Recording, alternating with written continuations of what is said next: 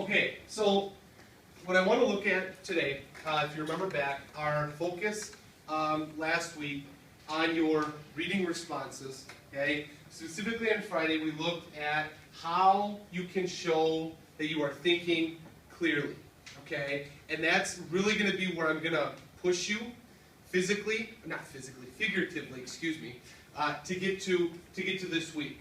Okay? When we talk about thinking clearly, we're talking about all the different questions that can come up as you are crafting your reading response. All right? Well, one of the ways that you can show that you are thinking clearly, all right, is to show evidence or tie in evidence from the text that supports whatever it is that you are, whatever the point is that you're trying to make. One of the things that I'm noticing with a lot of the responses that are coming in is people are doing an awesome job of giving great opinion statements. I think or I feel, and then they start going to town on it. The problem with that is that they don't tie in any proof as to whatever point they're trying to make from their book, okay? Which is an essential component of what we need, okay? And what we're going to look at here today is really going to force you to tie in that proof from the text. So as you look at the different ways that you can tie that evidence in, what I've got up here are just a couple of just different prompts that are I think will put you on the right track to tie in that evidence from your story. One of the things that you've heard me say a lot is, ground your response in your ground it in your book, ground it in your text, and this essentially puts you on the track to do that. Now, do you have to use these? No, this is just kind of a starter meant to get you kind of thinking in that direction. Okay, as you are thinking about this, and as you start crafting this, because what I'm going to have you work on in the second half of class today, all right, is going to be just this.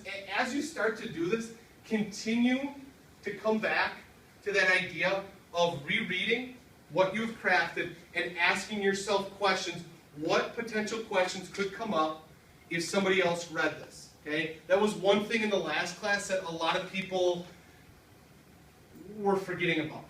Okay, so I want to make sure we keep coming back to that.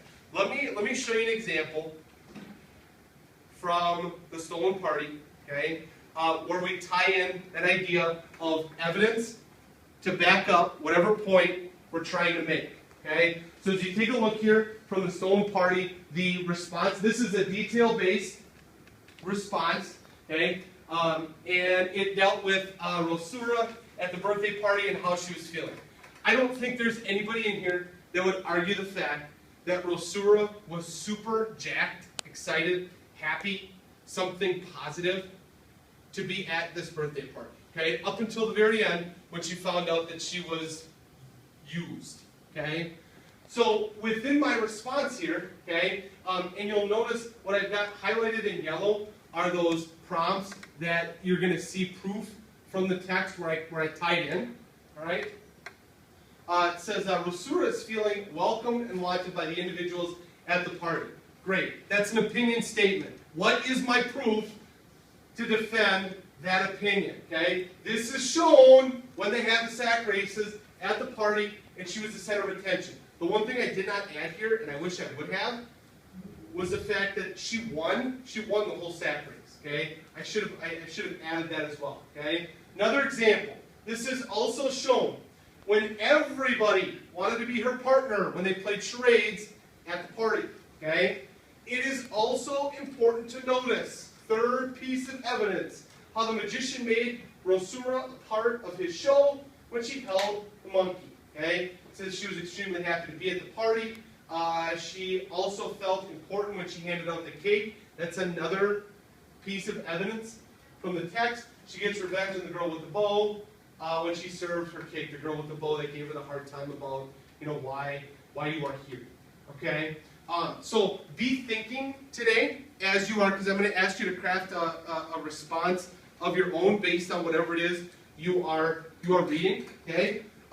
My challenge to you is where specifically in the text does it show an example of whatever point it is that you're trying to make. You don't have to use these as your starters. You can, and I invite you to. I think it'll make life a little bit easier, but you don't have to, okay? But these are meant to get you to start pulling pieces of evidence to support whatever point it is you're trying to make within your reading response, okay? So your job for tomorrow is going to be this, okay? We're going to go no Chromebook, okay, at least for today, all right, and it will be fine. Everything that I'm going to ask you to do is going to be in your notebook, and I'm going to ask you to handwrite it, okay? Change is good, all right? What I'm going to ask that you do is you need to pick either a detail-based or a big idea-based reading response in your notebook, based on whatever it is you are reading. All right. Within that response, I want 2 examples where you tie in evidence from your story. Okay. So if you want to use 2 different prompts that show you tying examples from your book into whatever point you're trying to make, that's what we're going for, okay? That's within your response itself. This example here, I tied in 3 different pieces of evidence, okay? I'm only asking you to do 2. Now, the other thing that's going to be a little different this week that I'm going to ask you for is we're going to up the ante as far as your response, okay? Your response for tomorrow, I'm going to ask you for 1 page, okay? Now, just relax, okay? Just relax. I get it. This is more than what I asked you for last week, okay? We're trying to up our game. What I'm trying to get us to is getting to the idea of thinking clearly and showing your thinking on a number of different levels. So as you are crafting your response, what I would do is continue to go back, reread the response that you have, and be asking yourself, am I showing my thinking clearly? Going back and asking those questions. Who, what, where, why, how, why is it important? Okay? Are those questions answered? If they're not, that has got to be incorporated into your response. Okay? So I get it. We're up in the volume. Okay? You guys will be fine with it if you continue to go back and reevaluate that idea of are you thinking clearly. So keep that at the forefront as you are crafting your response. Questions on what I'm asking? Okay.